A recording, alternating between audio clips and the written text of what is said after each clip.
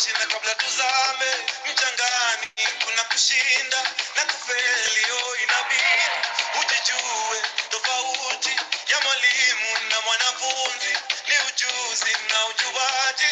Oh, it's unbelievable that we make it this far. Undeniable, we see the promised land from afar, and it's so beautiful. No, you can't touch the fire. Did you know it's not in vain? Steady dripping through the pain. Oh, steady rocking on the midnight train. Steady rocking on the midnight train. Oh Lord, oh Lord, oh Lord. Midnight train. Midnight train. On the midnight train. Siku zazidi badilika, mengi yazidi kunipita jama. Oh no, maji yalipozidi unga, hawakudhani tutafika. It's unbelievable that we made it this far. Undeniable, to see the promised land from afar. So beautiful, they gon' know who we are. They keep on walking in the rain. Good are blessings in the pain. Steady rocking on the midnight train. Steady oh Lord, oh Lord. Steady rocking on the midnight train. To Zion, to Zion. It's on our road to Zion. Nothing will ever deny us. Whatever it takes, keep on walking. Whatever it takes, keep on moving. To Zion, to Zion, to Zion. Yeah, yeah, yeah, yeah, yeah. Midnight train. Steady rocking on the midnight train. Oh, steady rocking on the midnight train. To Zion, Zion. Steady rocking on the midnight train. Steady rocking on the midnight train. Oh Lord, steady rocking on the midnight train. To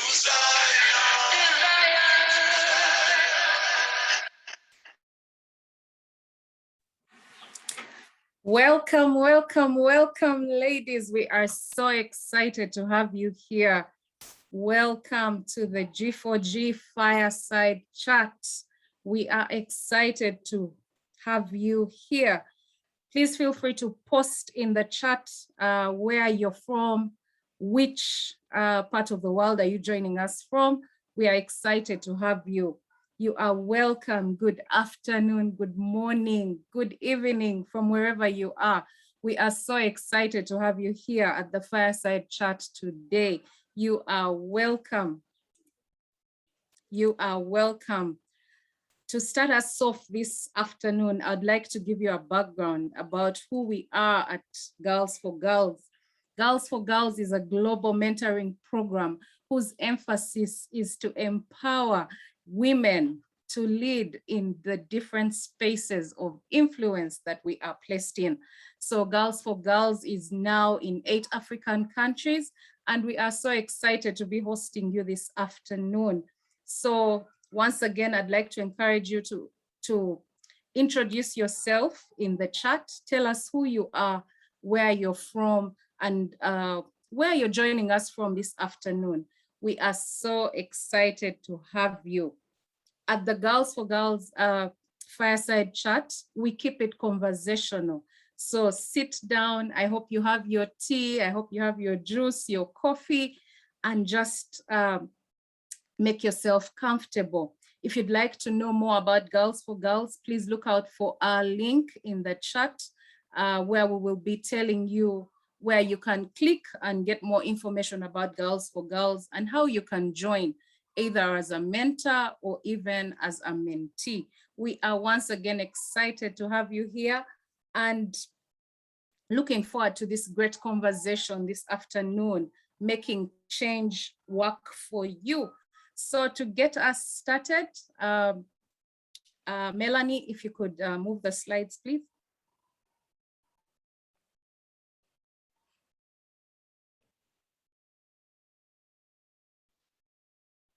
Okay, once again, we are hosting you this afternoon to a conversation around making change work for you.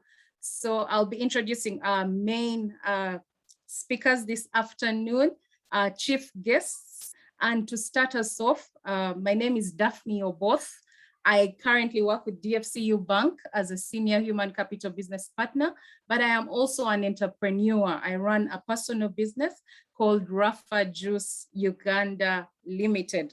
I am excited to have you here and looking forward to this great conversation.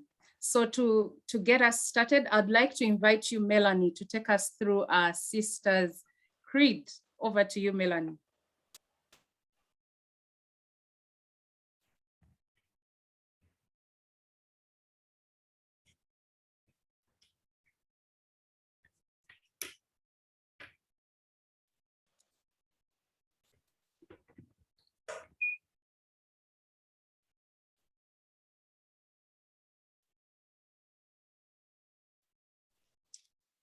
Okay, Patricia, maybe you could take us through this. Melanie is having challenges.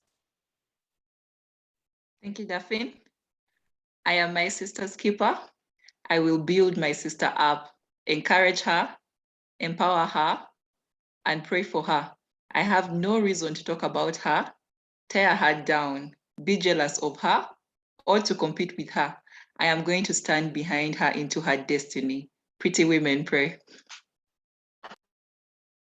Yes, thank you so much, Patricia, for the Sisters Keeper Creed. At Girls for Girls, we believe in empowering each other, in supporting our fellow women in the different spaces we are placed in.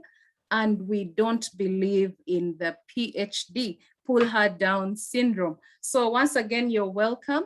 I'd like to encourage you to use the chat room, post your comments as we go along the session.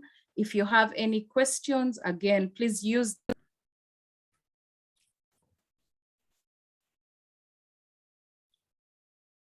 and our guest speaker will be able to respond to you. I'd like to introduce our guests this afternoon that will be leading us through the rest of the session. Our moderator is the beautiful and Annabelle is the legal officer at Vision Group. She is an advocate of the High Court of Uganda and all the courts subordinate thereto. Annabelle is also a mentor with Girls for Girls Uganda. Okay, welcome, Annabelle. We are excited to have you moderate the session today. And yeah. Okay, next slide, Melanie. I'd like to introduce our guest speaker this afternoon. Okay, our guest speaker this afternoon is Amanda Kabagambe. Amanda, we are so excited to have you here today.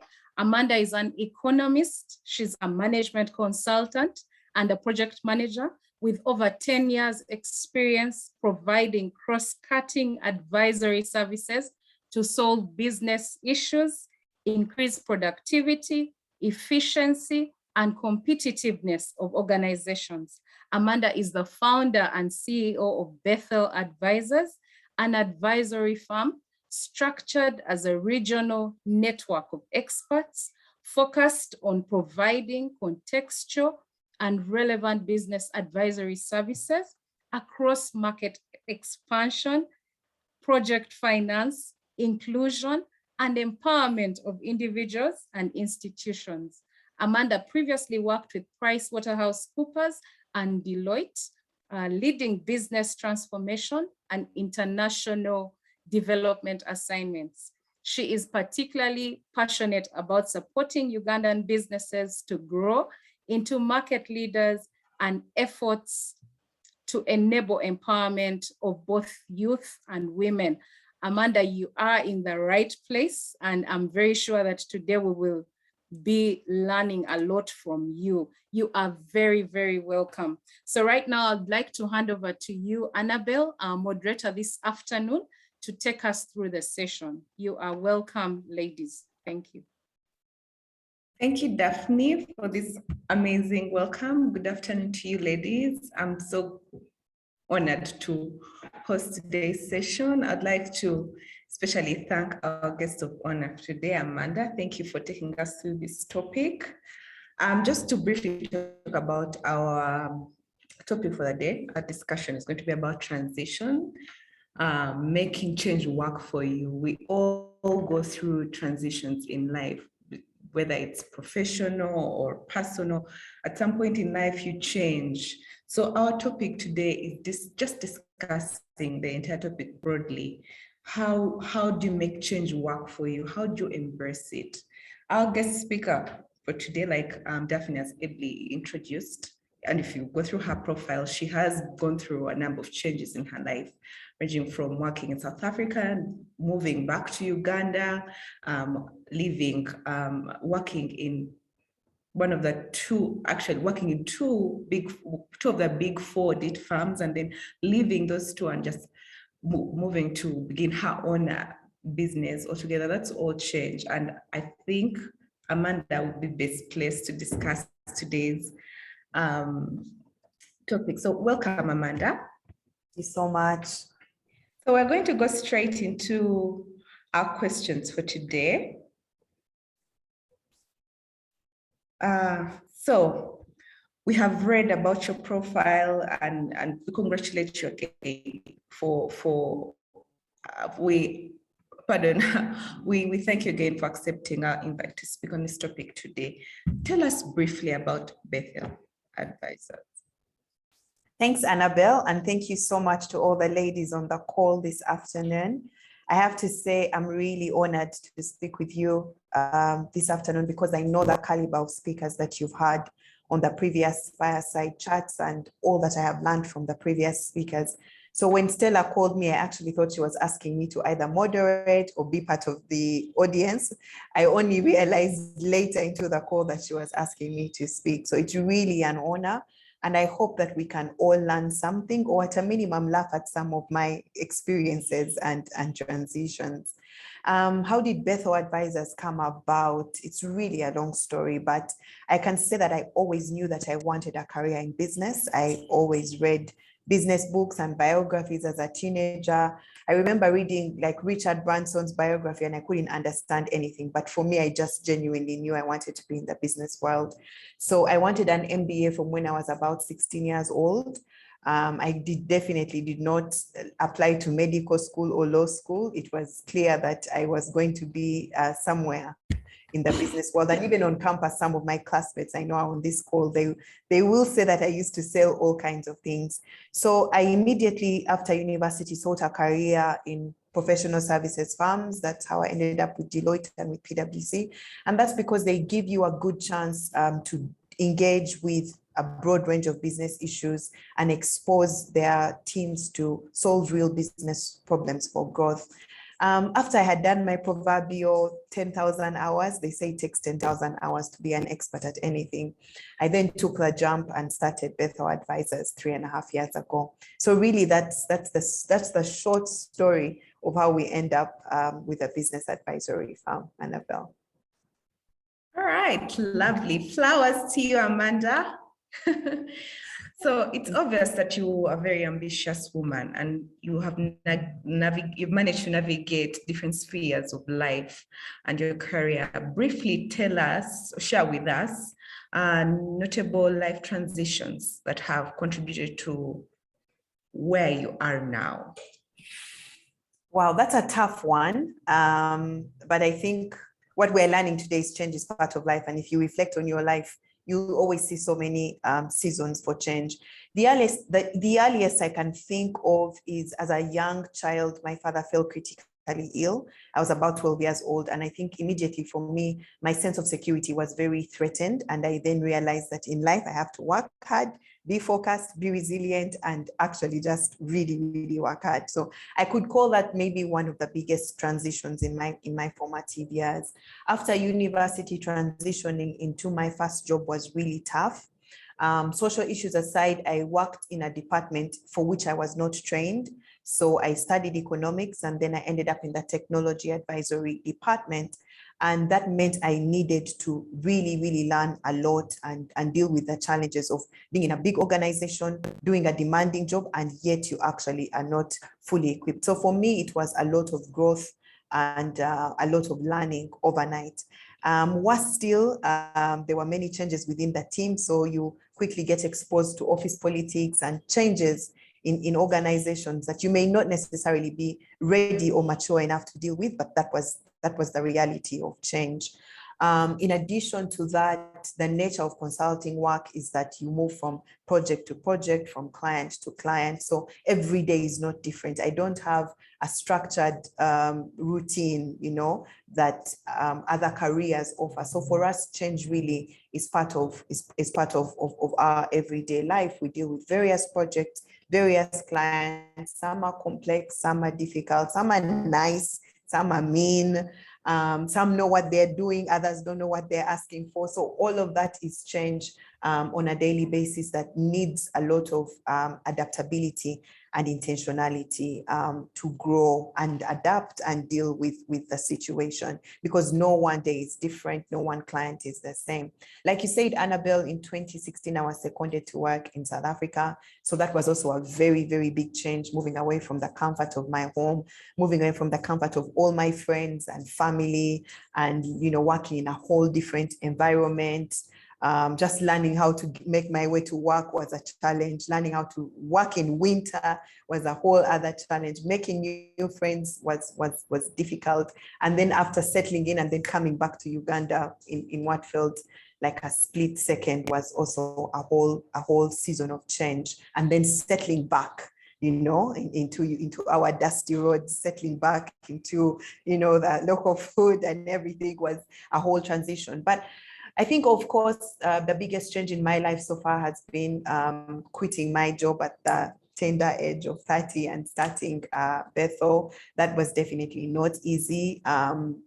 Walking away from the security of having a monthly salary and then having to build a business, looking for contracts, looking for contacts, looking for clients, learning to build a team, learning to run a business, paying taxes and salaries and rent and everything in between. So I think I would say that those 5 are possibly the biggest transitions of my life to date. Wow, I definitely relate to one of your points, and that's in regards to the security. I think that's once you can get over the fear of the unknown, it's because it's easier to stay in your comfort zone, that place that you're used to, you're sure of, it's dark and it's good side, you like, you are adapted to it, you are comfortable. And then there is this other thing you want and you're not sure of it, because what they say, better the devil the angel you don't know. So you're not sure. So it can be quite scary. So I commend you, because wow, because I am also going through, well, not necessarily going through, but I recently changed, because before I was working in a law firm and right now I'm in-house, I work in a company. And that was a change for me. Things are very different. Things done here are very different from how we do things. I've had to learn a lot of things. For me, it was scary moving, because I was not sure what I was doing, if I was even doing the right thing. Yours was quite big, leaving employment to self-employment. It's much scarier. So I can't even imagine. So I commend you for that.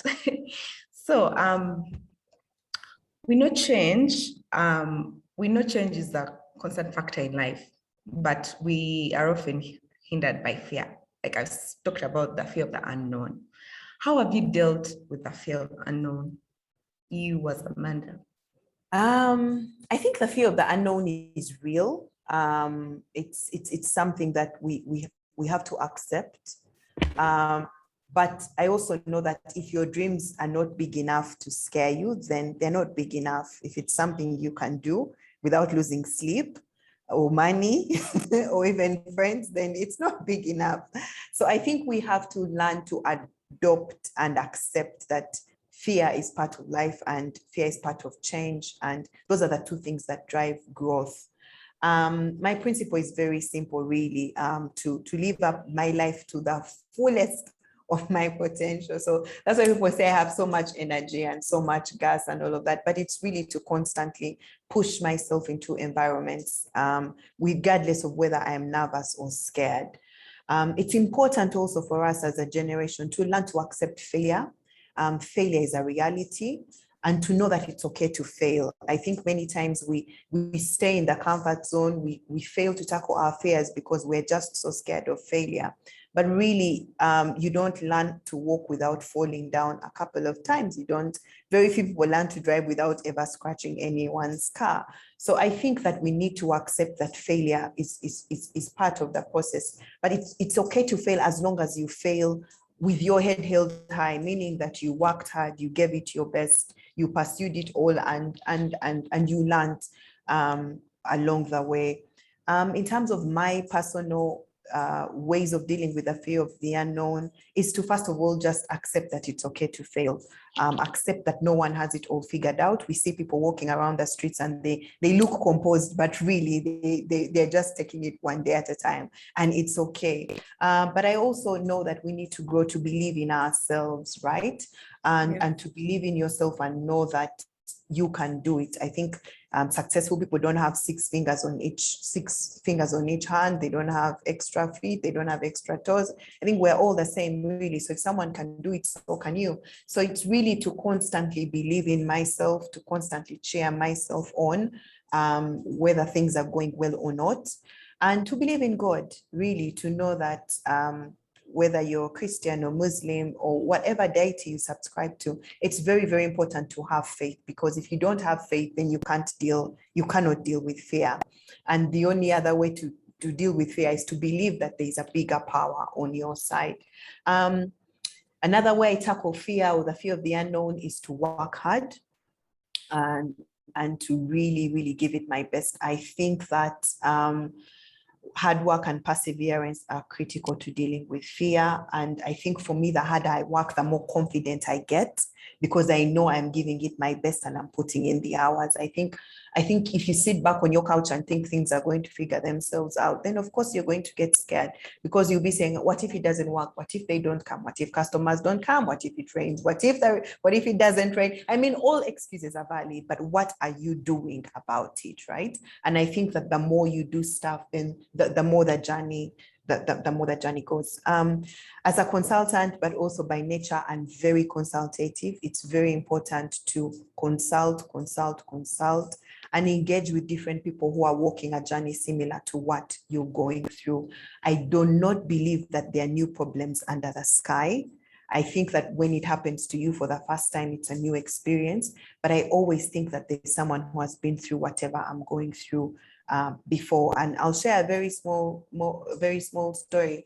When I started Bethel, one of the first challenges I experienced that could have caused us to shut shop, I went to one of my mentors and he gave me 6 different ways to solve it. 6.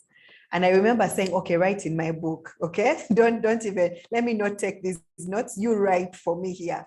Because he gave me 6 ways to deal with one specific problem. And for me, that showed me that there's nothing that you can go through that you cannot get help for. And I think that many times fear and challenges are more compounded when you don't get the right kind of help. And I think it's very important for us to learn to surround ourselves with wise counsel. I think in G4G it's called a village, but the village has got to be aligned to your season. So the final thing I would say on dealing with fear is that to surround yourself, I surround myself with the right kind of people. Not everyone is aligned to your season, even if they're your friends. It's important to really pay attention to whom you're speaking with, what you're gaining from them, why you're gaining from them, and what wisdom they have to give you advice. So in closing, I would say that fear is common, fear is natural, fear is part of growth, fear is part of change, but we have to then learn to walk in fear. And I think people always say, do it scared, but do it anyways, right? That is true. I mean, there's no one who's not scared in anything really, but the important thing is to do it. And I know that once you start walking a journey, whether in fear or in confidence, you will always learn and you'll not stay where you are. The important thing is to really start. So I would say dealing with fear, we just have to learn to deal with it.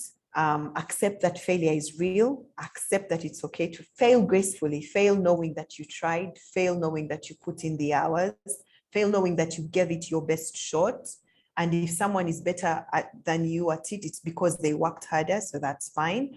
And then of course, believe in yourself, believe in your God, consult and be very intentional about whom you get counsel from. Wow, amazing, Amanda. Thank you. I think one thing that has resonated to me in what you've said is doing it afraid. You just have to sometimes wing it regardless, and you'll be surprised how things turn out, because I don't know, what are you going to do? You'll be scared, yes, but I mean, yeah. what's the worst that can happen? It's not going to kill you. If you fail, you learn from your mistakes. So you really have to do it afraid. So I am going to pass the mic back to Daphne, our host. Daphne, are you still there? Yes, I'm here. I'm here. Wow, Amanda. Wow, thank you so much. Flowers to her. Flowers. Amanda, at G4G, we give flowers like this. Please receive them. In abundance. I was like, wow, we are so inspired, even just by the little that you have started to share. I'll just share with you what's going on in the chat room. It is buzzing. As you shared your story, Amanda, somebody said, brave transition, go girl. Then someone is asking, how does one get out of the fear of the unknown? I know you have spoken to that. Yes, people are affirming doing it afraid. Be afraid, but do it anyway. Yeah, Amanda, maybe before we come back to you, there's a question that came up around your introduction, and they were asking what pushed you to go into self-employment. Maybe Annabelle, as you take her back, you'll touch that a bit. Yeah, people are saying fear drives growth. Very true.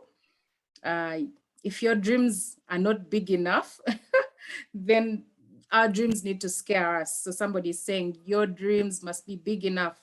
Fear is an opportunity to grow, you know. Very inspiring, Amanda. Fear is real, but one can only grow through stepping into the unknown. Wow. Somebody said, this is my subject today. It is their topic. They are excited. They are loving your confidence, ladies. And of course, you know how you're afraid to do something and then you do it. So someone is saying, and what if it works out? So interesting. Yes, Katie is saying yes, to believe that there is actually a higher power than yourself is crucial. So they are agreeing with you, Amanda, on those points that you have shared with us. Amanda is one hardworking and focused lady. We have seen you grow leaps and bounds. Wow, Amanda, we are so glad to host you here. I know that by the time we leave this place, we're going to be inspired in more ways than one. Another person says, I'm amazed. I needed this so badly. You know, how does somebody identify the right counsel? We shall attend to question and answers. So over to you, Annabelle. Thank you. That's what's going on. We have more comments coming in, but yeah, in the interest of time, we want to get more from the conversation. So over to you, Annabelle. Thank you, Daphne.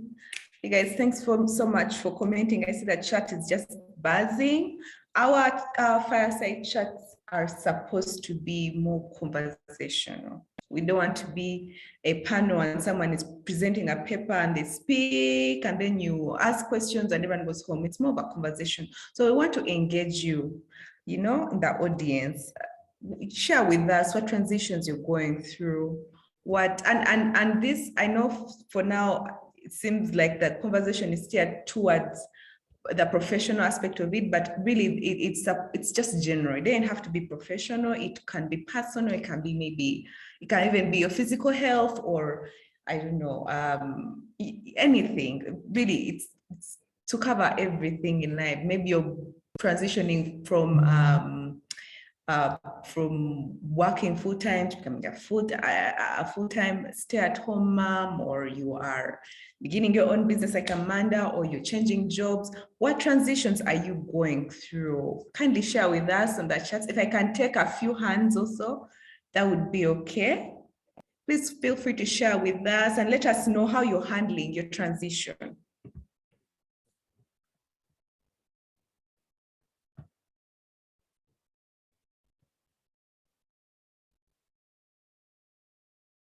Can we have some hands?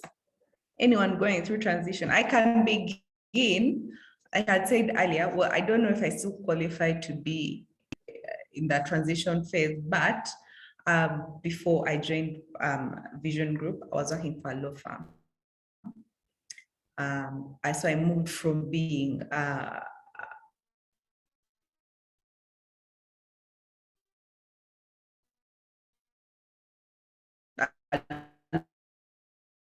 lawyer in a law firm to a lawyer in a company. So I became in-house. And your JD is different, things are done differently, it's more corporate. There is a lot of, like someone said in the chat, the office politics, something I had never really faced until, things are done differently. It's a whole new world, and I love it. I really, really love it. I was scared at the beginning when I was moving, but I knew for a very long time, if I wanted to achieve what I want to achieve, what I know I need, I had to move. And I didn't see, and when I got this opportunity, I did see, I don't know, I felt like God was answering a prayer. Although I hadn't done something like this, I felt like, this is the chance I have to learn, to expand my knowledge, because I won't lie to you, I've really expanded the knowledge that I have. Things, like I said, are very different. I've learned much more than I would have learned in a law firm, and I'm really grateful for that change. I was scared of it because I didn't know how things are done. I was scared I was going to be, harassed toward, but it has been a completely different story for me. I am so blessed, really, really blessed. So do it afraid. You just never know. Kindly share with us. That's my share. So if you can share with us. I don't see any hands. Daphne, do we have anything in the comments? Oh, we have a hand. Monica. Monica, please unmute and share.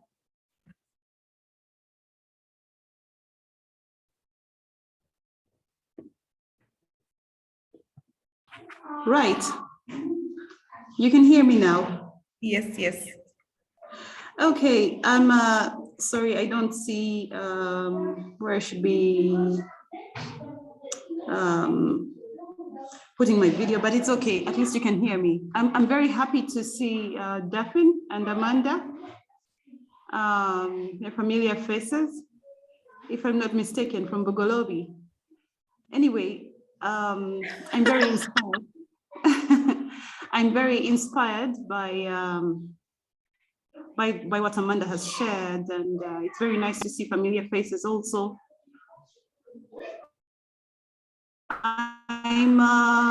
I've been in a transition, sort of scenario for a while, and I'm very blessed by this because, how you have this dream that doesn't die.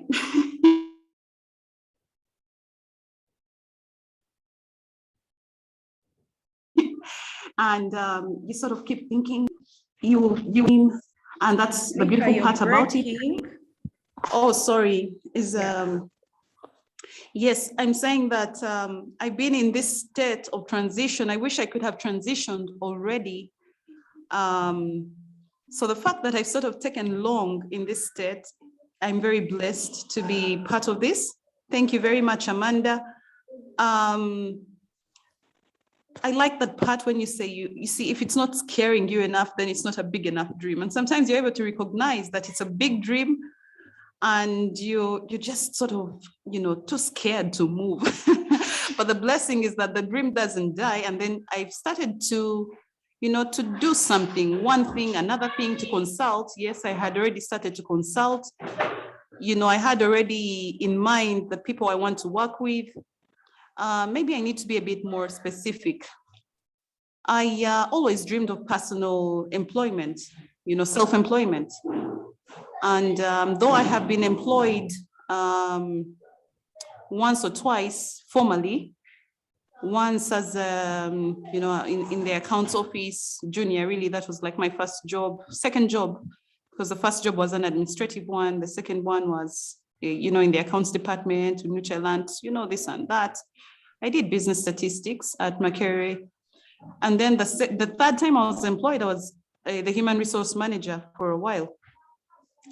But in between, I, embarked on my dream to be a fashion designer. I decided that I needed the skill of tailoring. So I went ahead and studied tailoring and even started to get clients whom I think were very happy. And eventually I took a loan and, life happened. Life happened. I bought machines. I managed to deal with clients. I got a business running and it was really, going well, can I say, because I managed to pay back the loan. And then we moved. So we moved at that time, we were in Western Uganda. Then we moved to Kampala, which was where I grew up from. Okay. And then we moved to Kenya from Rukunjiri. We were in Kenya and that's where I worked as a human resource manager. And then we came back. And when we came back, it was COVID. And so since, the onset of COVID, I've been in this state, like thinking, how do I get out of here? How do I do business again? How do I make it real? How do I, not go back to my village setting?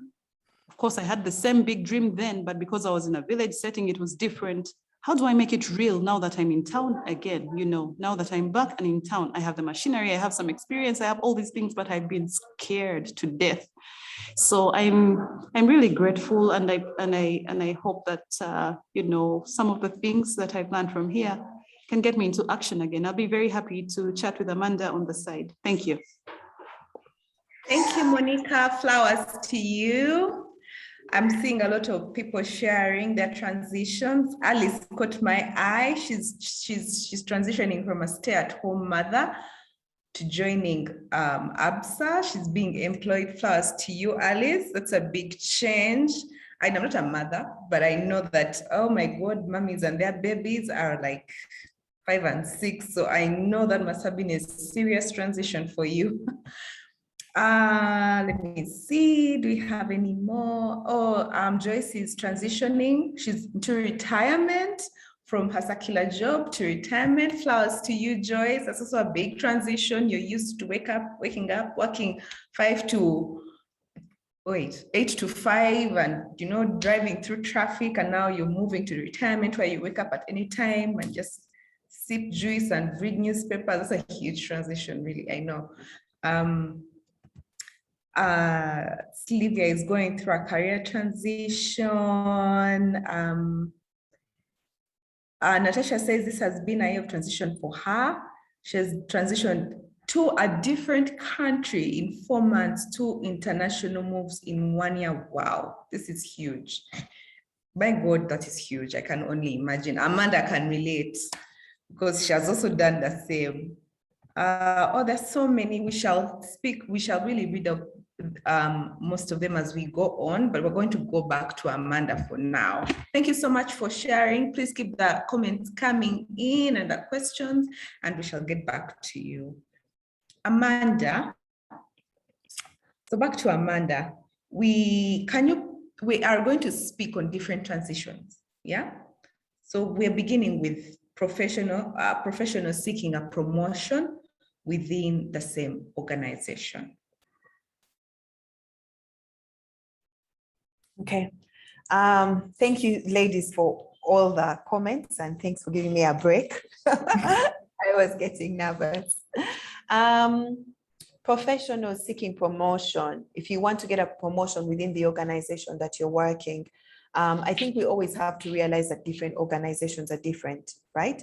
So the first thing you have to do is understand the organization in which you work and clearly understand what kind of value they are seeking, right? What kind of value they are seeking from the job that you do and what kind of value they are seeking from that job you want to aspire to. Are they looking for a problem solver? Are they looking for, someone who deals with stakeholders well? Are they looking for someone who delivers projects exceptionally well? I think it's important to be very, very intentional about understanding our jobs. I think many times we just go to work and you just sit at your desk waiting for instructions without understanding what is my role, what value am I expected to deliver, what does good look like from my boss, right? That's very, very important. Another thing that's important seeking promotion is to always put your hand up. I was very intentional about working across departments in all the organizations I worked. So I would not just sit down and say, for me, I only do this and that's it. No, I was very, very cross support. Anyway, I think the only things I didn't do were tax because I find tax really complex, but I would always advise anyone, especially at the beginning of your career, always put your hand up and offer to work on other things. It helps you to stand out over your peers, but it also allows people to engage with you and get to know you as a person. People don't promote people that they don't know, right? And I find that men do a better job of building networks within an organization than women do. It's easier for them to connect over, did you watch the football last night? Did you go here the other day? Did you see this in the news? It's a lot easier for them to build networks within an organization. Whereas I find that females sit at their desk and just wait for instruction. My work will speak for itself. But if you want to get promoted, then you have to do more than what you're doing. I think it's important to also show skills and capacity for the next level, right? And, make it easier for people to promote you because you've proven that you can actually deliver beyond your current job. How do you prove that you can deliver beyond your current job? By doing more than you've been asked to do, right? I think many times we hold ourselves back and say, yeah, I helped those guys, but they're taking advantage of me. I helped the other department, but I didn't get the credit for it. You're learning in the process, really. You're building your network in the process, really. There's so much more for you to gain as an individual than, one appraisal or whatever department or politics may exist, right? And also, if we look at our jobs as stepping stones and you play a longer game, right? You would rather get skills from supporting another, say, project, as opposed to just saying, I will not do it because they won't give me credit and because they won't promote me and whatever. You're going to move somewhere else and you will make use of those skills anyway. So I think we also have to have a longer term view according to how we do the work. But the simple advice to, a professional looking to get promoted is really put your hand up. Offer to do so much more, learn as much as you can, build networks across the organization. If you're in New Vision, do you know the guys in printing? Do you know the guys in the radio side? Do you know the challenges that they experience, right? Really, really understand the organization, really, really understand the business so that you're able to add value. You can't get promoted if all you know is what you asked to do, right? Then you're doing well, right? You're meeting expectations and that's not what gets you promoted. I think what gets you promoted is exceeding expectations. So with every task you get or with every day, ask yourself, how do I then exceed expectations? Wow, thank you. I really agree on that part of learning, purpose to learn in life, because you just never know, you really never know what that knowledge you have, however small it is, however insignificant may feel to you at that moment, you'd be amazed what it will do for you, what it will help you with. You just never know. So it's important that you purpose to learn. Where I used to work, my former workplace, before I left, I at least like for about a year, I had been working in the accounts department because we're a bit short-staffed and they needed help in there. So I offered to help in that department. And it was a lot of work. And at some point, I felt like I was really straining myself, but I have come to learn. you'll be amazed the things you will understand when I say go to finance, and I can relate. I may not know perfectly like a proper accountant or auditor, but I will understand. And that helps, it really makes my work easier because you work with these different departments. So it helps that you understand at least, and you're not just learning afresh. So it's really purpose to learn, because however small or far-fetched something seems to be in your line of work, you just never know where it's going to You'll use come it in one handy. day. So yeah, that's, yes, you Use just it one never day. know. So our next group, Sorry. our next category is career women seeking better opportunities outside her current organization. Let's say she wants to leave. Okay, all right. Before we talk about the levers, I just wanted to add on promotion. It's also important to get feedback and work on it. Many times we don't proactively seek feedback because we get defensive, because, how could they say I did this yet the other day, all of those stories. But I think get feedback, process it, and then start to work on it. If someone who is going to promote you gives you feedback and you don't work on it, how then do you expect to get promoted, right? I think you get feedback, you work on it, and demonstrate that you're trying to improve yourself as a member of the organization. Moving on to the next question, which is for a career woman seeking better opportunities outside her current organization. Wow, the advice on that one is research, and try to understand what other organizations would look for the skills similar to what you have, but also which organizations would value the skills that you have. Unfortunately, many times we make lateral moves because you're so sick of your job, because you're so sick of your boss, you just want to leave, and then you leave and it's not necessarily the best move for you. It's because we don't spend time trying to understand which organization will really value your skills. When I was trying to transition out of Deloitte, I applied to so many jobs and I was never successful because my experience was quite unique to a specific world. And so people they interview you, you can see they like you and they want to hire you, but they don't quite see where to fit you. And immediately I realized that the only other person who would value me would be someone who does exactly what I do. And that is how I approached PwC, and that's how I moved. And so I would encourage you then to spend time trying to understand who would value the skills that you have. What kind of role would value the collective skills that you have? And so that when you get to a certain level of your career, it doesn't make sense to move one extra 5% income, one extra 10% income. You would then be able to make strategic moves because you have spent time understanding what the market needs and who is in need of your skills. So I think the other thing is to then start building your skills, learn how to sell yourself, learn how to market yourself, learn how to engage, learn how to network. Don't just say, okay, if you hear any opportunities, you let us know, we are there. That doesn't convince me that I should send you a job advert, right? But if you came up to someone and said, this is my experience, these are my interests, this is what I can do, this is what I have done in the past, this is what I can add to your organization, then you definitely have made a lasting impression enough for someone to call you back or even send to you opportunities.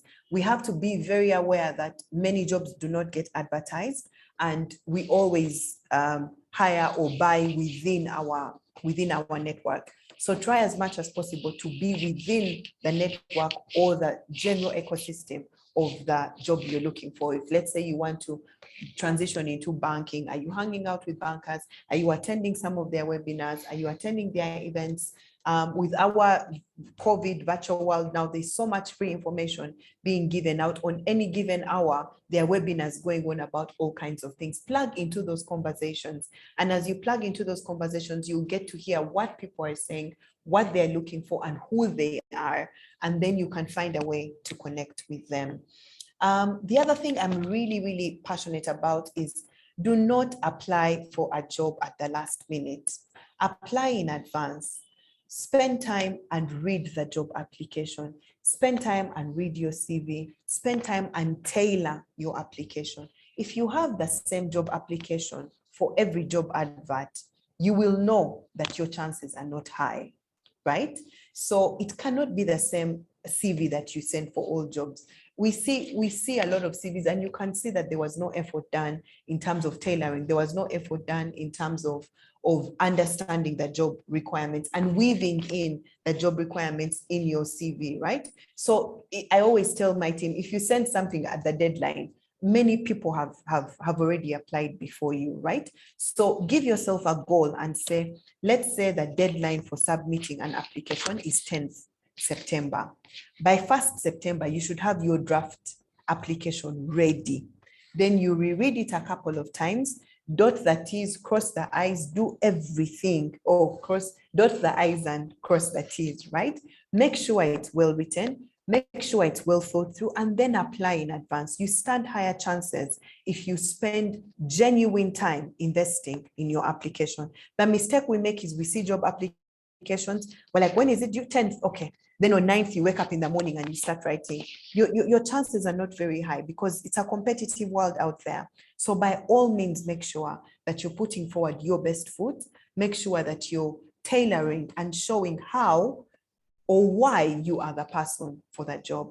And so as I summarize on trying to get opportunities outside your organization, first things first, find out who is looking for you, because there are people looking for you. Everyone says the job market is difficult. We can't find the right resources that we're looking for. So when you look at your collective experience, your profile, your industry knowledge, everything combined, who would be wanting to hire someone like you, right? And then what kind of skills are they looking for? How do you get connected to those people? And then make sure you submit your best possible application. You submit your best possible application by working on it over time, by tailoring it, and by not keeping it blank and generic. Back to you, Annabelle.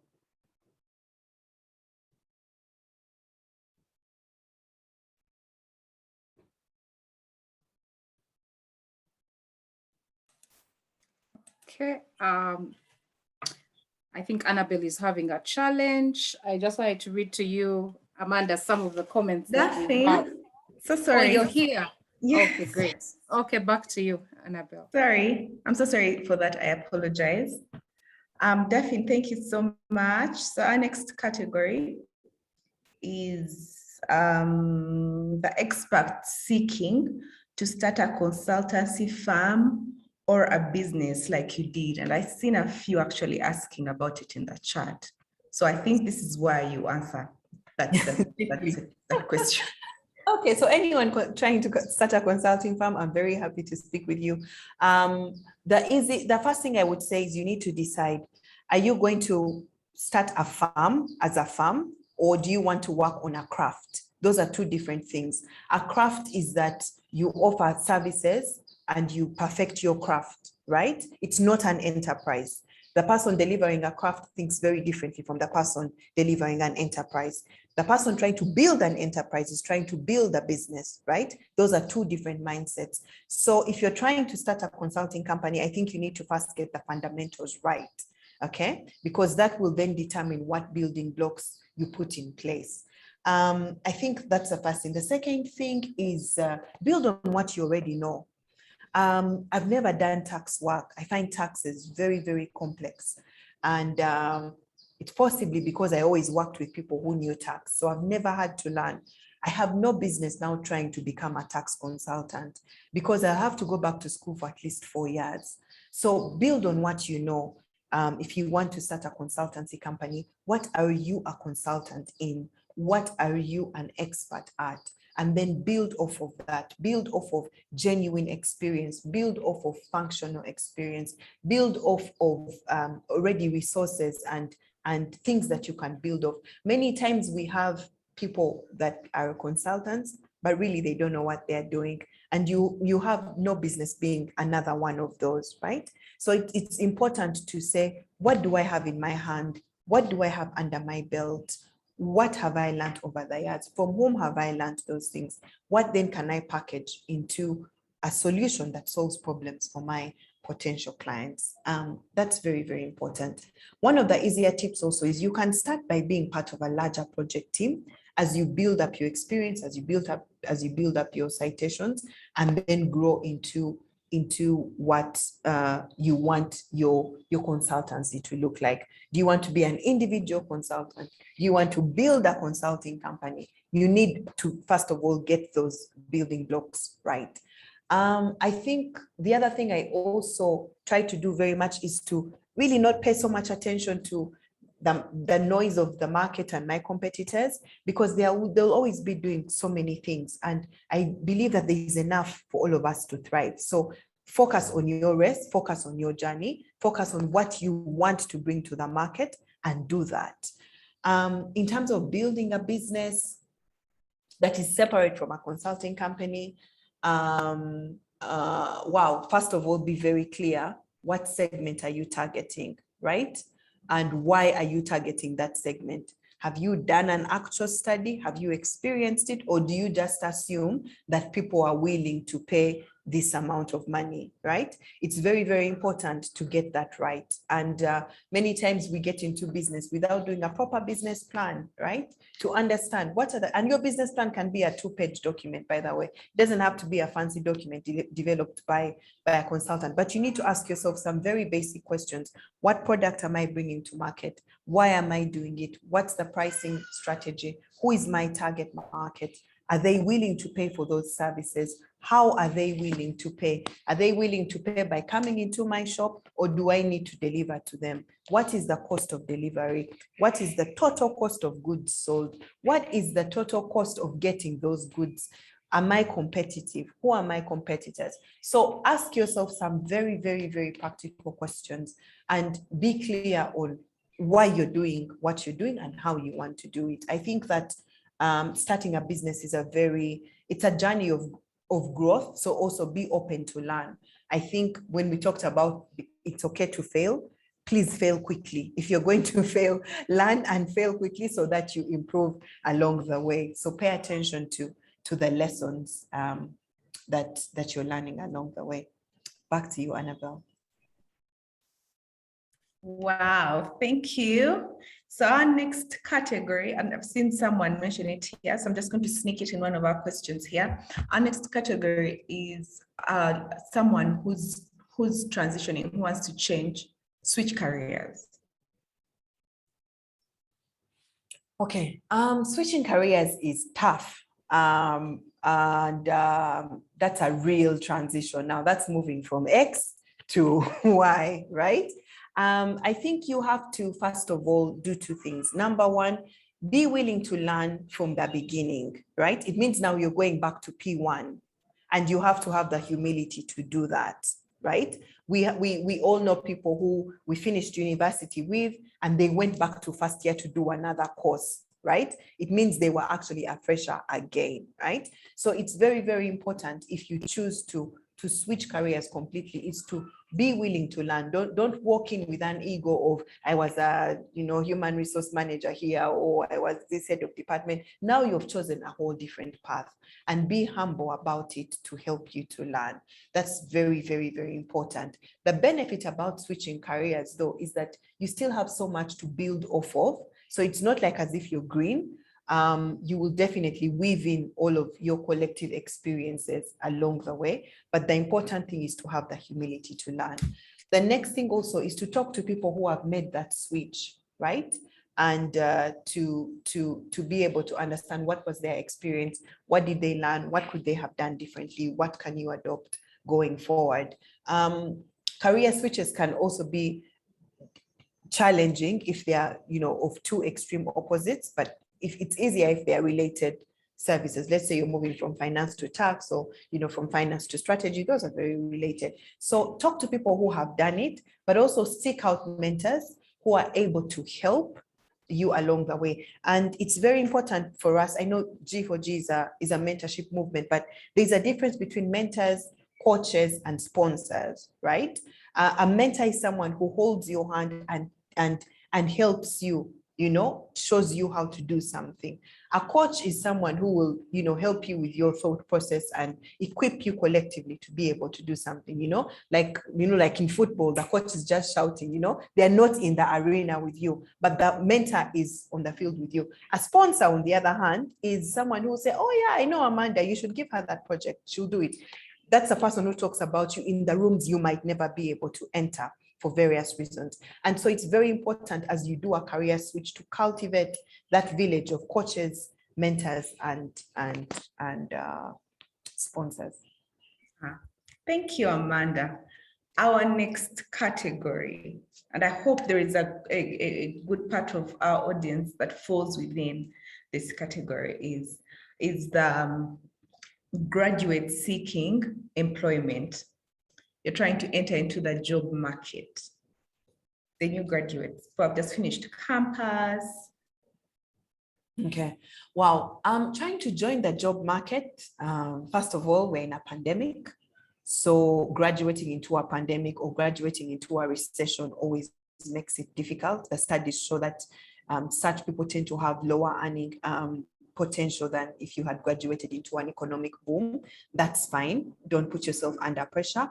The important thing is to start the journey. Apply.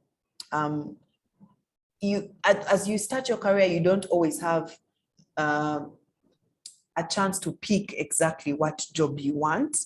And that job might not come to you on a silver platter. So apply to as many opportunities that you see that are aligned to your interests and where you have chances of getting the job.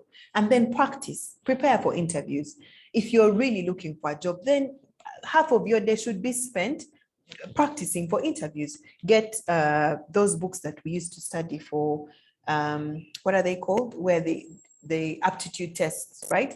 Get a book for aptitude tests, do the aptitude tests, you know, day and night, get common interview questions, practice them, practice how you introduce yourself, practice how you talk about yourself. I've been to an interview before and they said, tell us about yourself. And I hadn't prepared for that question. Of all the questions I was ready to answer, I really wasn't ready to introduce myself. So it's very, very important to do that practical work of getting ready for job interviews. And then network as much as you possibly can, you know, talk to different people to tell them what your interests are and what kind of job that you're looking for. I think young people should always be open to internships because they offer a learning opportunity and a practical learning opportunity. We will all agree that our education system does not necessarily equip you for the workplace properly. And so if someone is willing to give you whatever offer to be an intern, there's so much more you're going to learn. I remember my first day in a certain company. I can't say because some of my colleagues are here. I didn't even know how to write an email properly, right? And I mean, you need to learn these things, and the best way to learn them is to learn by doing them. So be very open to every learning opportunity that comes your way and take it seriously. I feel that our young people are unfortunately very entitled, but we're still very distracted. And yet the world is moving very, very fast. So it's important to put aside distractions. Don't be on social media at work, please.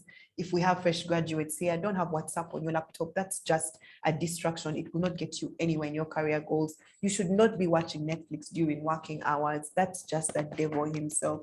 If you've gone to work, be humble, be curious, learn, and genuinely make the most of every opportunity. My first job, my gross income was less than $100 gross.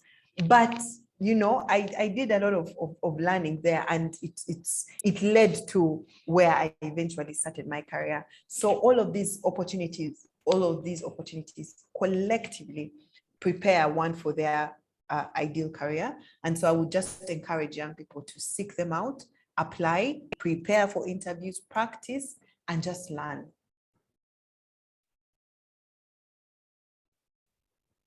Thank you, Amanda. Flowers.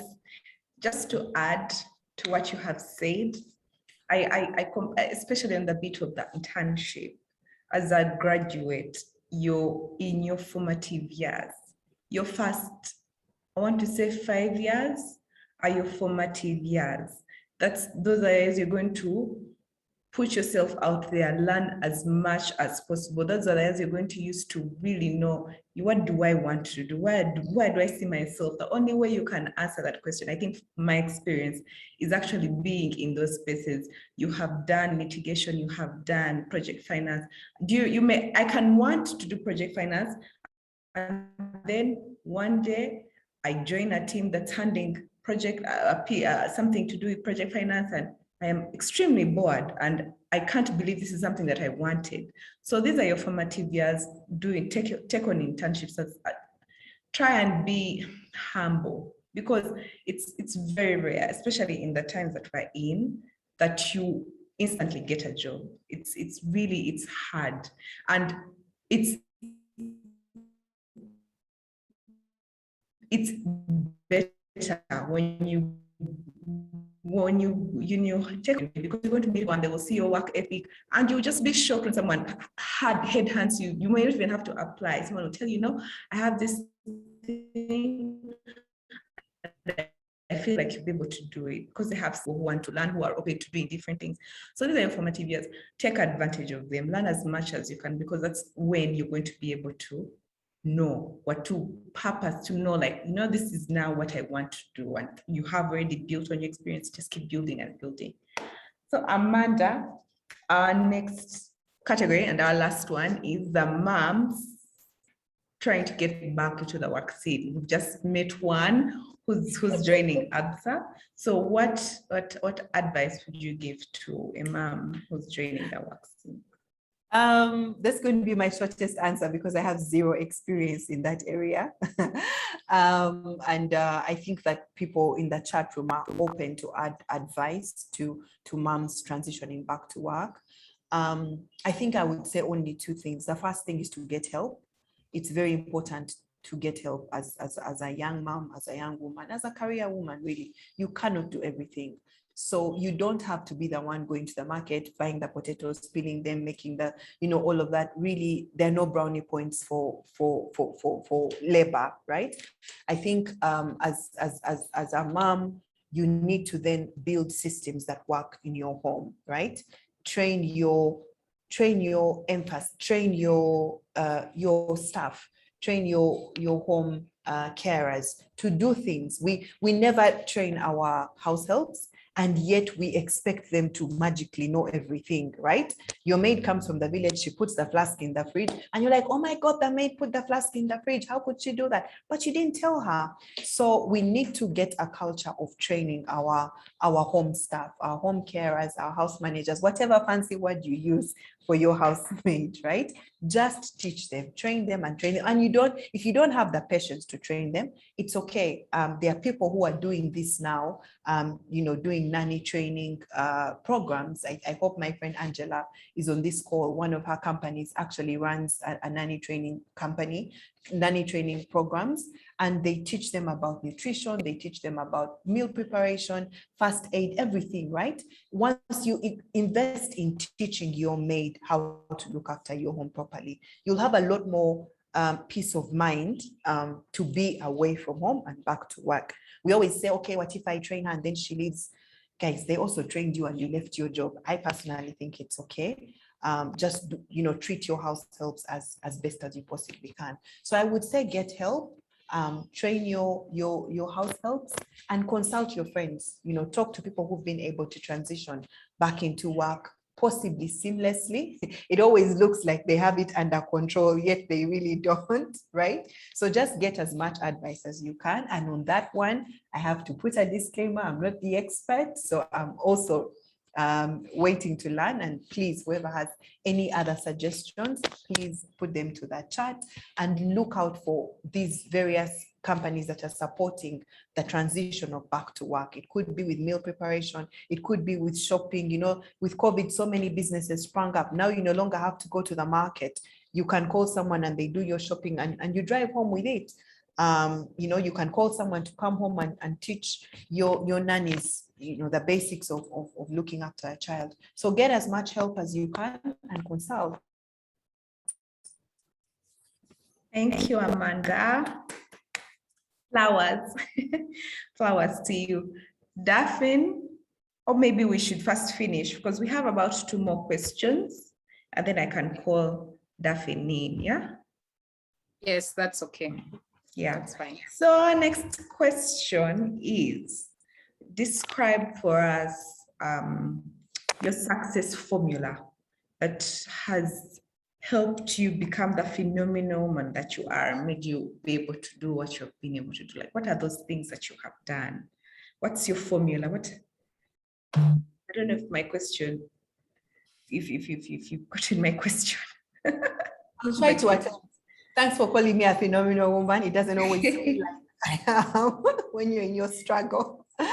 But I think my success formula is very simple. I will give my all to whatever I'm doing. And if I'm not fully invested in something, then I will not do it. So it's really all or nothing. I'm either doing something completely or not at all. So focus on one thing and do it very well, and then move to the next thing and do it very well. Hard work, definitely, there's no substitute for hard work. There's really, really no substitute for hard work. You can politic, you can try to steal someone's job, you can do all of those things. But at the end of the day, you will be exposed if you don't know what you're doing. So learn and focus and work hard and keep learning and getting into new environments. But also, we have to pay attention to ourselves as individuals, right? Pursue the things that you can excel at because we are very different, right? Annabelle, I did not last in law school. You know, you can't. You know, there are things that you can do that I cannot do. So I have to do the things that I know I can do very well. And then I also have to look after myself as I do those things. So I really also, you know, try to take self-care seriously. I take breaks, I take rest. I was once in a class very recently, and they asked us, leadership development class, so they asked people, what do you need to thrive? And people in the class said, I need good feedback, I need a good team, I need whatever. And I said, guys, for me on a daily basis, I need 7 hours of sleep and good food. When I get those 2 things, I will do very well. So I know myself well enough to know what I need to do well. And it's important for us to get to know ourselves so that you know that this is the environment in which I can thrive and this is how I can do well. So really, the success formula, I would say, has come out in everything I have said. Work hard, believe in yourself, trust in your God. Give it your best. You can't be scattered. You know, you're in a job, you're a lawyer at New Vision, and then you have, you know, another side business doing this. Then also you're in another side business. Then you're in 3 other things. You're going to be split, right? If you really want to go deep and to go the whole journey, then focus on one thing and do it well. And once it's running on its own, then you can move to the next thing, focus on it and do it well. So I would say that, you know, my success formula definitely includes 7 hours of sleep and good food and lots of Yeah, that's lovely. And I'd like to point out the fact that you take care of your mental health. I think that is extremely important especially in the times that we're in. We take it for granted. Yeah. Being a corporate person, it's taken for granted. People don't take care of themselves. We really need to take care of ourselves. We need to take care of our mental health. It's extremely important because when that's not balanced, you cannot really do anything. So yeah, I really agree with you on that bit. Yeah, and it's important because, if I may add, when you pay attention to your mental health and you're able to see when you're cranky, you're able to see when you're quarreling with people unnecessarily, you're able to see when, you know, you're not sleeping well. All of those are signs of not being balanced. Mental health is not always losing your mind or collapsing in places. We don't always get to that point, but there are always signals, and it's important to pay attention to yourself, to your true self, because I'm a very high energy person. I notice as long as my energy drops, I know it's time to take a break. And it's very, very important, you know, to be aware of who you are. Yeah, I agree. And I think it's also important to note that every person is different. You know, Correct. Amanda's formula may not necessarily work for me. So you, like she has said, you need to know yourself, know what gives you your energy, what kills your energy, why you feel you need to rest. Like, tailor your formula according to what works for you. Don't just copy and paste because this person has made it, she's doing what I want to do, so her formula must work for me. I really don't believe it works that way. It goes back to knowing you as a person and tailoring your formula according to what fits you, because I feel like that's the only way you can be authentic. That's the only way you can stand out and be able to do the best that you can. So Amanda, so far, thank you so much. I see that chat room is just on fire. But before we get to the chat room, and to the hands up, please don't. It's not coming to me. Definitely, because I just keep saying Amanda flowers, just it's coming for you, but in a good way, not in a bad way, it's a violence kind of way, in a very good way. Also for our hands, please don't put them down. We have just one more question and then we go back to the audience. So after our entire discussion, Amanda, our last question is, where do you see yourself in the next 3 years? Like, what do you see yourself achieving? What space do you see yourself in? And this question is just general. You can speak to anything, really, not just professional, because up to this point has been mainly professional. So it's really a broad question. You can share what you're comfortable sharing, of course. So Wow, that sounds like one of those interview questions we need to learn to prepare for, right? Where do you see yourself? Well, 3 years from now, I'll start on the professional side, really. We're trying to raise an investment fund, which we've named Bethel Capital. We run a business advisory company and we meet many SMEs that are struggling to raise the right kind of financing. And so for us, a natural next step then is to raise a fund. It's not easy at all. It's not something that I have experience in. I'm not an SCCA. I'm not a CFA. I'm going to do it. I'm going to do it very, very, very scared. And we started the process, and there's so much that I have already learned over the past 2 months when we decided to make that priority. So I think 3 years for us on a professional outlook looks like an advisory company and an investment fund, which I will run shaking every single morning, but we will do it anyways. On the personal side, I think it's really just be happy and live my life to the fullest and pursue every idea and opportunity that come my way, and do my best so that when I die, I'll be tired and I'll have nothing else to give to life. I'll just be like, yeah, I'm done. I used everything you gave me, God. Take me now. Yeah, that really is it. Wow, thank you, Amanda. Flowers to Amanda. Please send Amanda flowers to the chat. Send her. Thank you so much. Thank you so much for this. I think now I'm going to hand over to Daphne. I know she has a boatload of questions and compliments and all sorts of flowers to send your way. So Daphne, take over, please. Wow, thank you so much, Annabelle, for moderating so well.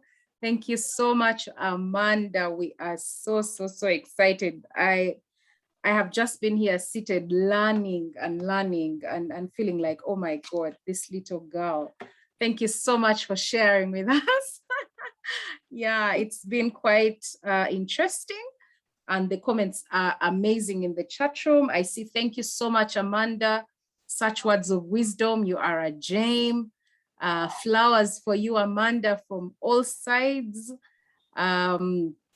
Liza is asking if the recording will be made available. Yes, Liza, it will be available on the G4G YouTube page. Somebody is making a commitment saying, nice, I will be intentional in practicing humility, and thank you for sharing with them. Yes, for moms, we need to learn to train our maids, support systems, you mentioned that. And so Amanda, I'd just like to go into our Q&A right now. So I'll read 3 questions. Is that okay? And you respond, or 2? What's your preference? We can do 3. If I'll do what I can manage. Remind me if I do forget to answer a specific question. Okay, that's fine. Okay, so our first question is, what pushed you to go into self-employment? And then how does one identify the right people or counsel? And then you spoke about this, but yeah, what advice really in summary would you have for people transitioning from the corporate world to building a business that they love? So I know you already spoke about that, but you could respond maybe in a more summarized way. Over to you, Amanda. Those are the first three. All right, thanks, Daphne. Self-employment, what pushed me? I think that it was always there at the back of my mind. I think that I always knew that I wanted to start a consulting company. And I can't say that I knew the date or the plan or that I had a business plan and all of those things, no. But I think genuinely speaking, if I'm to reflect, I knew for sure that I wanted to run my own practice. And because of that, I was like the best employee, by the way. I was always at work. I was learning. I was humble. I was taking feedback. If things went wrong, I was suggesting. I was really in, right? Because I knew this is our thing and I'm learning from this thing. So in fact, you know, I was really focused at work. I think what pushed me, there will always be a trigger, and everyone's trigger is different. It could be, you know, changing countries, it could be changing seasons in life. Everyone's trigger is different, but really what I can say that for me, whatever pushed me was just the push.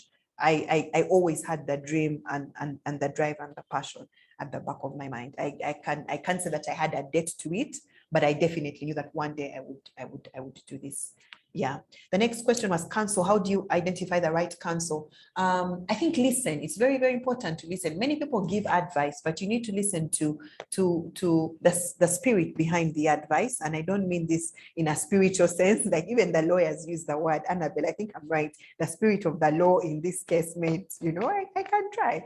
So it's important to listen to the spirit behind the advice. Many people give advice and yet really they're just projecting their fears on you.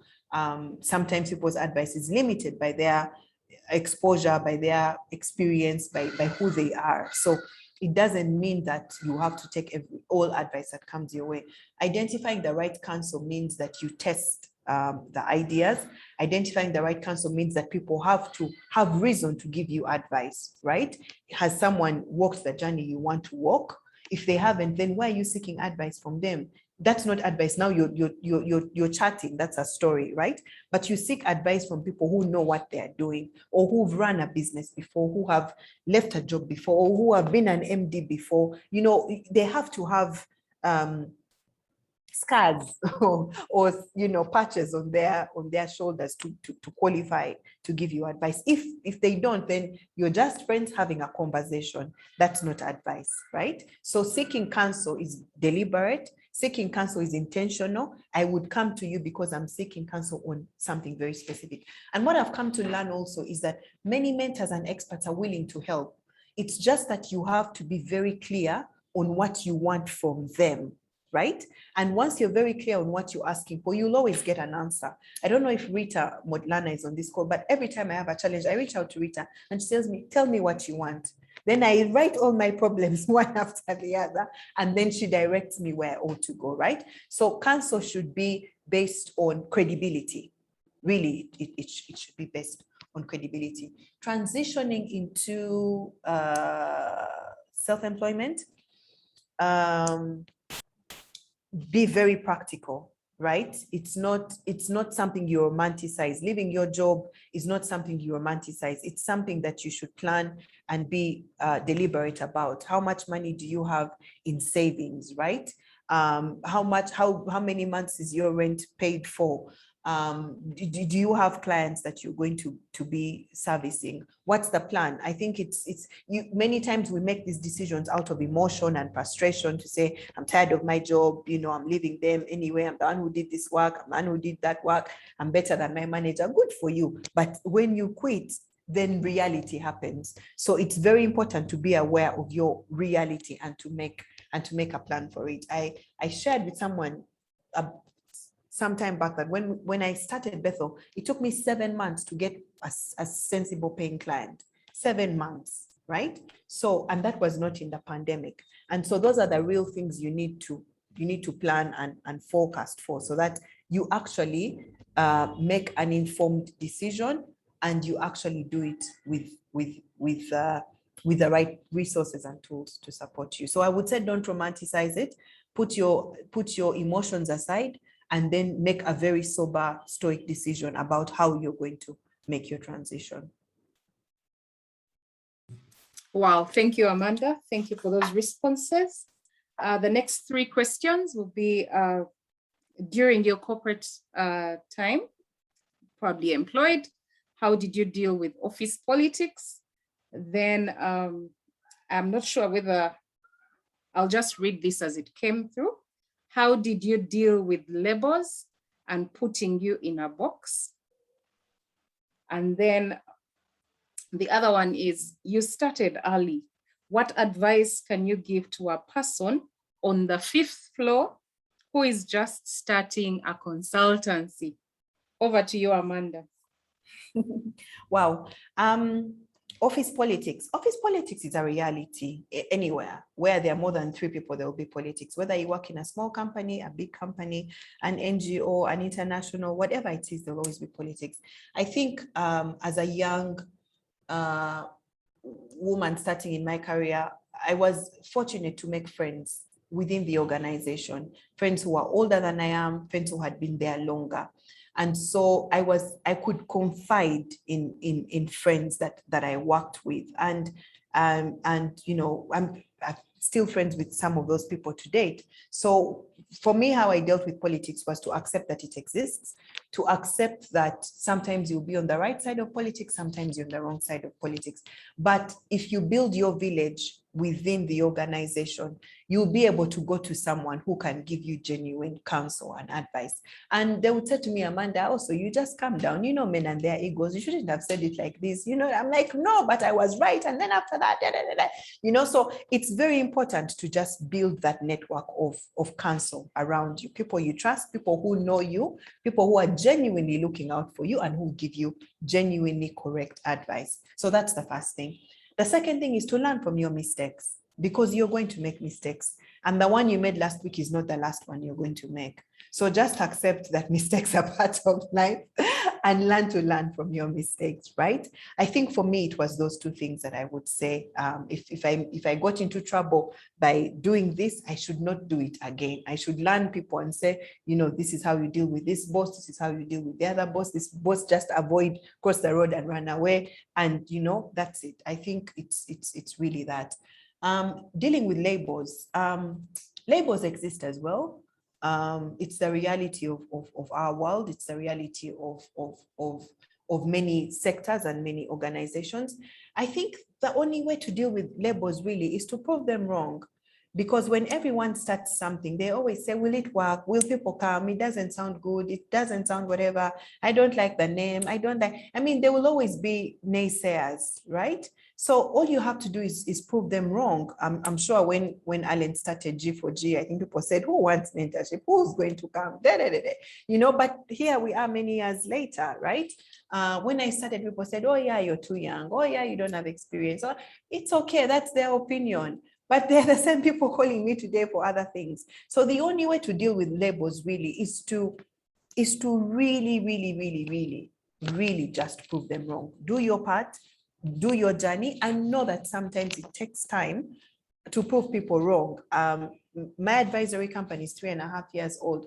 That's why I'm speaking to you today. But 3 years ago, you didn't have called me to be on the fireside chat. So it's okay. There's time for everything. So when people put a label on you, it's okay. Prove them wrong, but it will also take time to undo some of those labels.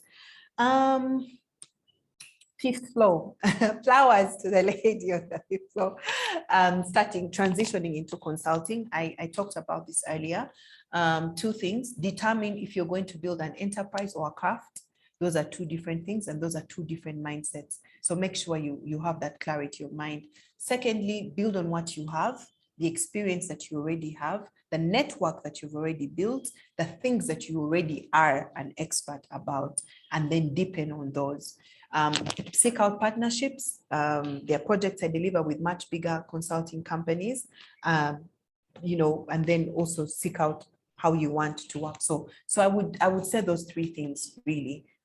Determine how you're going to to make that transition in a sober and stoic manner, no romanticizing these things. Amanda, you can't imagine. I was going to say, do not romanticize things. I have learned a new word. All right. Wow. Thank you so much. Indeed, there's so much wisdom flowing this afternoon. Thank you once again. So I'll go on to our next 3 questions. One is give us tips on how to sell ourselves. And then the other is, how do you deal with a scenario when your current job is being advertised, yet you scored above average in your last performance appraisal? The context is that the company has worked under new management for 2 years. Do you apply for your job or do you look elsewhere? Okay. Then the other one is, Amanda says she didn't do SCCA. What did she do? I'm curious. Over to you, Amanda. That's the easy one. You can start with that one. I'll start with the easy one. I did economics at Makerere. I did an MBA and certifications in project management and business advisory. And I'm now doing leadership development courses. That's the summary. Now, the most complex one is the tips on how to sell yourself. That's easy. I think that first of all, be clear that you're packaging your skills properly, right? And the skills that are aligned to what you're selling for. It's like selling a dress, you know. They tell you, you know, the hand stop here, it's not so hot, the color looks good on you. So that is the same thing, right? It's not short, so short, whatever it is, you need to practically package your skills and sell them accordingly. One of the things I do is that I get feedback. I think that has come out a lot in what I've been saying. I recently put in an application somewhere and I called one of my former employers and I said, you know, this is the application I submitted, please give me feedback. And she said, this is lacking, this is not coming out properly, you need to add this, you need to add that. So many times when you work on your CV, many times when you work on your profile, you've written, that's it, you've done as much as you can. It's always good to get feedback from somebody else and say, tell me what you think about this. Does it communicate? Am I putting my best foot forward? You know, does it answer correctly? So I would always say get feedback, especially from someone aligned to what you're trying to seek out. Remember, get counsel from people who are credible in terms of what you're trying to do. And then continually improve. Some of us have the same version of our CV from 5 years ago. Guys, that doesn't cut it. Really continuously improve. See what other people are doing and continuously improve. See how other people introduce themselves, continuously improve. It's really continuous improvement. Now, this scenario on having your current job advertised, I do empathize with you. It's a difficult time. But, you know, we're going through a season where job insecurity is a common thing. Organizations always go through different changes. So, you know, there could be changes in management, could be changes in budget. I don't have the full context to give you proper advice, but if I was in your shoes, I would humble myself and apply for my job nonetheless, and do my best and hope to get it. And if I don't get it, then at least you know you tried, and you put your best foot forward. I think that humility is very, very important. Sometimes we don't feel like being humble, but you just have to say, what's the humble thing to do? Let me pretend to be humble and let me just do that. And then also in the process, you can always start to look for alternative opportunities. The earlier you start, the better, but also do it, like we've said, with intentionality. And I think depending on the context of your organization, have a conversation with whoever is a decision maker and say, listen, I saw this advertised. You know, ask, get more information. Might be useful, it might not be useful, but nonetheless, it's a difficult time, and you know, we'll be praying for you and seek out the right help within your village. Wow, thank you, Amanda. Thank you so much. for the responses. I'll just move on to our next questions. And then after these three, I'll check what's happening in the chat. But yeah, so Amanda, the next one says, how do you deal with the imposter syndrome, if at all, and especially as a young woman? Do you ever fear you won't be taken seriously? And then how do you get seen when you want to move out of an unconventional place into conventional ones, from schools doing HR to mainstream corporate world? People just seem to brush one off without looking at the wealth of knowledge garnered, but just bias on school, headmaster, bursar, etc. Amanda, take those two, especially the second one. It seems quite complex. Okay, getting seen. You get seen by putting your hand up. You get seen by doing more than your job demands.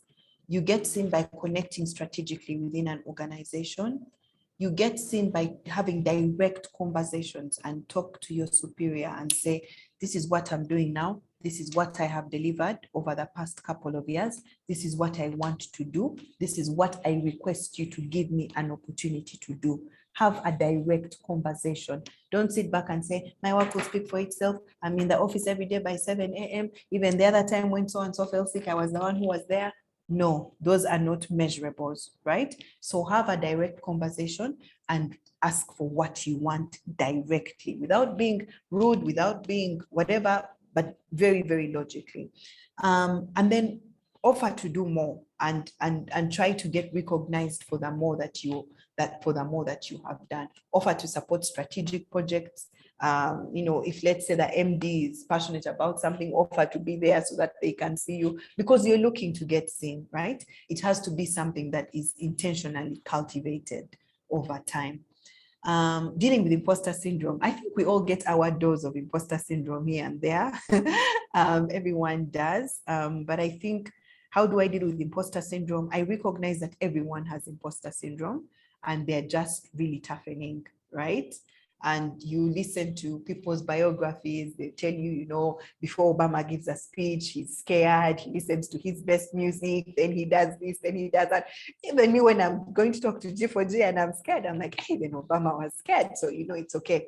But really, it's also to guard your mind, right? And as long as you allow doubt to crop into your mind, it's going to sit there and build a very big tree that will be difficult to uproot. So it's very, very important to pay attention to what messages you're giving yourself, and to constantly believe in yourself, and to know that everyone had to start from somewhere, right? With every promotion in life, with every transition in life, you will feel inadequate, and it's okay. The important thing is to keep going, and to surround yourself again with the right counsel, because once you surround yourself with naysayers, that's it, you're finished. Back to you, Daphne. Well, thank you, Amanda. The questions about transitioning and how you dealt with it. So that's like the major theme, but I'll read this particular scenario. This person says that my family and I recently relocated countries. The details of this transition, for example, settling kids into school, finding a home, settling into finding doctors, driving on new roads, navigating all the details of a new place, among others, has left our sister burnt out. I would love to hear from Amanda what she has found. And then Amanda, while you take that one, somebody also asked that the hardest thing about this phase is that some employers do not give feedback. How do you go about that? Just imagine you prepared yourself, you did all it takes to pass that interview. You pass it, go through the trainings, and after there's no feedback given. How do you go from such times? And then the third is, I have been a service engineer. A new role has popped up in another company to be a sales engineer. I'm scared. Advice. Over to you, Amanda.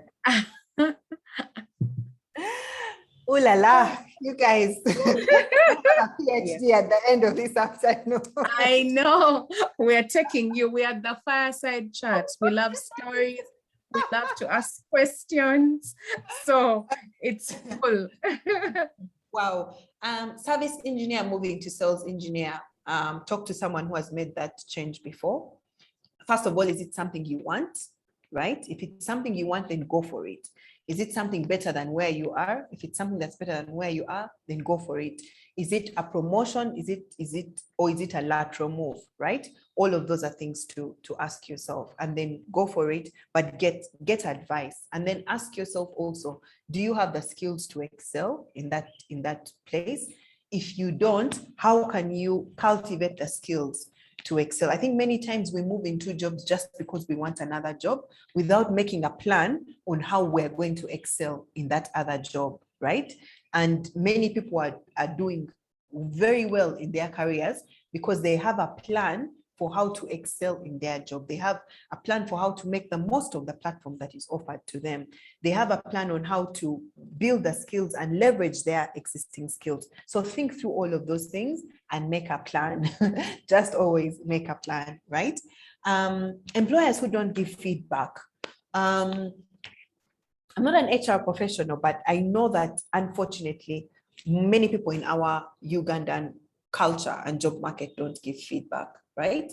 And many organizations, therefore, are built on certain vagaries, where someone is asked to do something, they don't do it, then someone else comes to someone else and say, Daphne, please do this, but don't tell so-and-so because she was the one supposed to do it. That's not right. And I hope that the HR practitioners on this room, in this call, can start to challenge those kinds of cultures.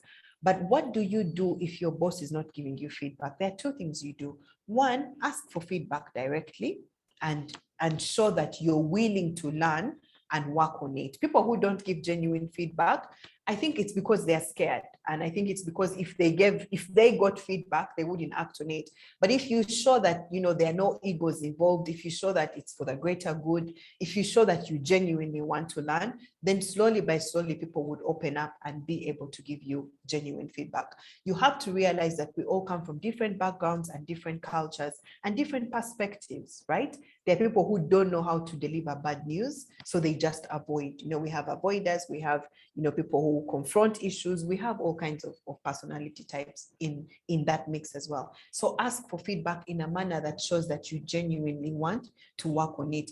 And then also give yourself feedback. If I give my boss a report, okay, and then the final report that was submitted is not the one I gave him, it means there is some room for improvement therein. So have a look and see, what did you do? What was eventually adopted? Try to understand why, and then also just try to improve on that. There are many ways to sort of, give yourself feedback by paying attention to the environment in which you're working. If you're fortunate to work with people who maybe know your superior better than you or who have a better relationship, then you can ask them and say, am I doing this the right way? What are their preferences? What were their expectations? Did I meet expectations or not? And find the gap. But by all means, don't lose the culture of continuous self-improvement, because that is how you become an expert. Oh, settling kids. I've mentioned that I don't have experience in this in this issue, but I think what I would say to people transitioning, especially families and especially countries, is you have to realize that it takes a very, very long time to uproot your life and replant it in another place, right? You don't relocate in 3 months. You don't relocate in 6 months. It takes time, right? Now, especially if you move to another country where you need to get work permits, where you need to get visas, where you need, it can take a really, really long time to actually settle in, right? And so you have to give yourself that time and the grace to go through that process, because you're not a machine that you just unplug from here and you plug in this other place and you press play. No, it takes a much longer time, and there are so many considerations. So if you're feeling burnt out, I think it's two things. Recognize that it takes time to transition and to settle well, and then give yourself the time that it takes. and look after yourself in the process. Give yourself the breaks that you need and get help. Get as much help as you possibly can.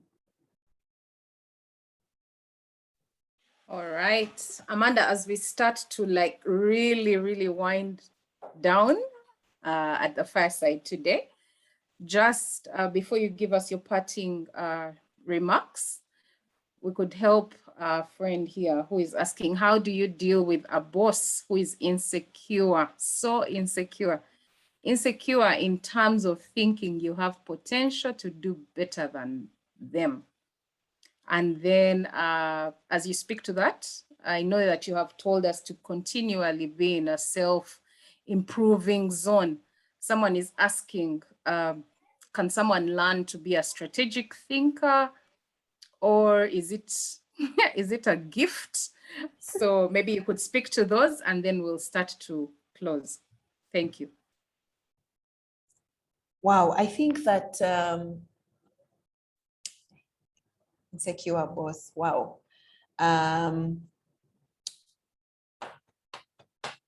Insecure boss, that's a difficult one to deal with. I think that you really have to get help. Me, I always have friends wherever I work, older than me, so that I can give them all my stress and all my problems, right? And they're also always able to guide and say, this is how you navigate this person, this is how you do this around this person. I think that if you have an insecure boss, the easiest way to deal with them is to allow them to shine, right? Make them shine, do work and give it to them to present like as if it's theirs, okay? And that way they will get confidence in you and they will stop looking at you as a threat and as competition.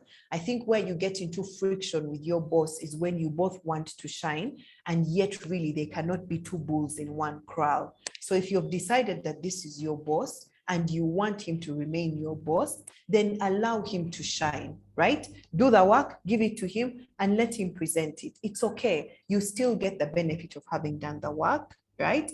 And in that process, you build trust. In that process, you build trust. And he's able to say, okay, she's actually a team player.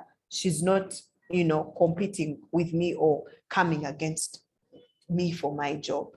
I think that really would be that. I think it's to learn how to navigate them, but also to find ways to actually let them shine. I lose nothing if I work on a report and my client presents it. I lose nothing. I've done my work. They asked me to do work for them and I've done it. So I think it's okay for you to allow them to shine. And that's the way you remove that insecurity, right? But also, if you can reach out within and find out if anyone else has better tips on that, I think you should. I'm not sure if I've done that question justice. In terms of being a strategic thinker, I think that some things are learned and some things are innate. But the things that are learned with practice. I think many times we look at people who are more experienced than us and we're able to say, oh my God, how did they figure that out? They have worked that muscle over years, right? And I think you also need to give yourself a bit more grace and patience to realize that you will get there eventually. Many times when you join an organization, you're working with people who have been in the same place for 20 years, right? You're working with people who have worked on the same project or in the same organization for many years. So of course, they have a lot more context. They have a lot more contacts. They have a lot more understanding of everything that's going on. It doesn't make you less of a strategic thinker. It doesn't make you less able than they are. It's just that they've worked that muscle much longer. And so I would say give yourself grace and really, really also apply yourself to your work so that you're not showing up at less than what you can do. There's some things that we can learn. There's some things that are innate, but I think that if you have the interest, then you can definitely cultivate it. Wow, Amanda, again, we're sending you flowers this evening. Flowers to Amanda, ladies. Thank you so much. Thank you so much for spending time with us at the fireside today. Thank you so much, Annabelle. I'd like to get your parting remarks, Annabelle, before I come to Amanda. Thank you, Daphne. Again, I'm really honored and grateful to have been able to host this session and for meeting Amanda. I know I have learned a lot. I hope everyone else has also learned. I've made my notes, and I'm going to go back and reflect. All our Fireside sessions are recorded and they are shared on our G4G YouTube channel, and you will be available there to watch. So I'm truly grateful for this. Thank you so much, Amanda. Thank you everyone who has managed to attend and give feedback and share with us all the experiences. I'm truly grateful, and I hope to see you guys next time. Daphne, thank you again for hosting. Everyone who was behind the preparations, Patricia, Stella, thank you so much for today. I know I have enjoyed today's session. I hope everyone else enjoyed too. Thank you. Thank you, Annabelle. We'll come to you, Amanda, now. Your final remarks as we close. Wow. Thank Over you to so you, much. Amanda. All right, thank you. I hope we've each learned something. I hope we've each been challenged in more ways than one. And I really like the topic that, you know, transition and change are part of life. It's not something that we can hide under the bed and it doesn't happen. I think there are seasons we have to prepare to be able to deal with. I think my parting shot really is to say, work hard, believe in yourself, believe in your God, and pursue your dreams completely, and also all of them. I genuinely believe that in every situation there is always more, and you know, keep seeking it out. Don't settle for less, don't settle for safe, don't hold yourself back in anything. I think that we have all the resources and support that we need, so you know, so go for all of it, and we're always here to offer each other support.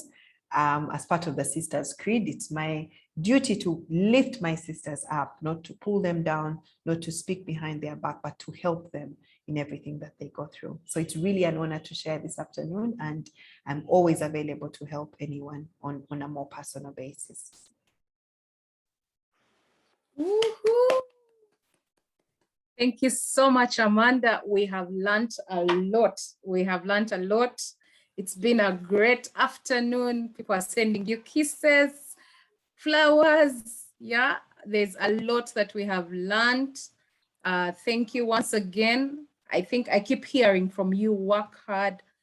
Hard work and perseverance are a must. After everything is done, we must continue working hard. We must accept to fail, believe in ourselves. You also said believe in our God. Be consultative, you know. Sometimes people are shy to ask. So I like that you also brought that out. So we've really learned a lot.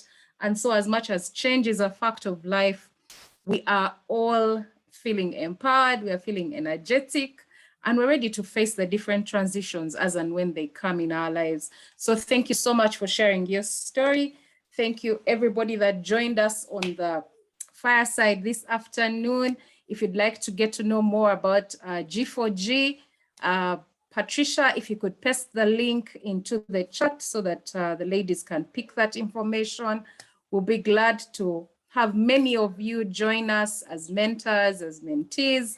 We have had such a great time with you, Amanda. Thank you so much. Thank you, the ladies in the background. Thank you, Stella, Patricia, Belinda, Melanie. Thank you so much, Annabelle, for moderating.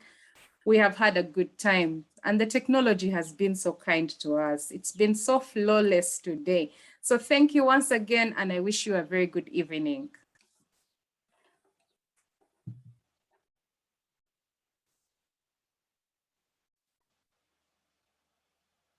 Patricia, some music as we exit.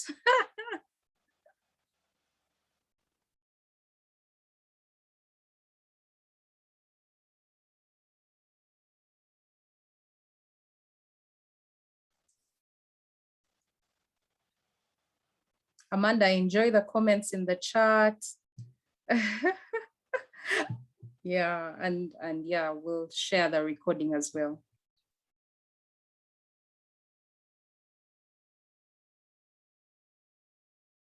Yeah, thanks, Daphne. I was reading the comments in the chat. Thank you so much. Oh, nice. Oh, nice. All right.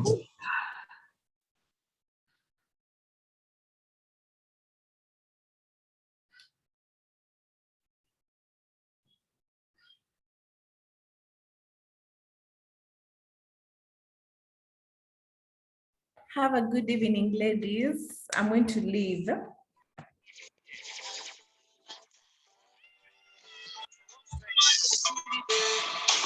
me your heart, don't cause the gate. The go by don't know when you jubilate. I want your heart so we will be baby. Baby, but don't you delay. Young on go when you go sweating. You're gonna go long and long again. Then you're my ocean, you can relate. Twenty to five, papa, papa, party. Twenty to five, papa, papa, party. Twenty to five, papa, papa, party. Twenty to five. Welcome the remix, ladies and gentlemen. Bigger tune and a bigger tune. Post the tune, Mr. DJ. Hands on this one. Every day is a party day. Party day. Sembele no go to zine. Abampala nanga murabye. Murabye. Litsa pedele mi fimiketi. Twende tupate. Pa pa pa pa. Twende tupate. Pa pa pa pa pa. Tupate. Tunyumirwe tugende tunyumirwe tunyumirwe tugende tujoge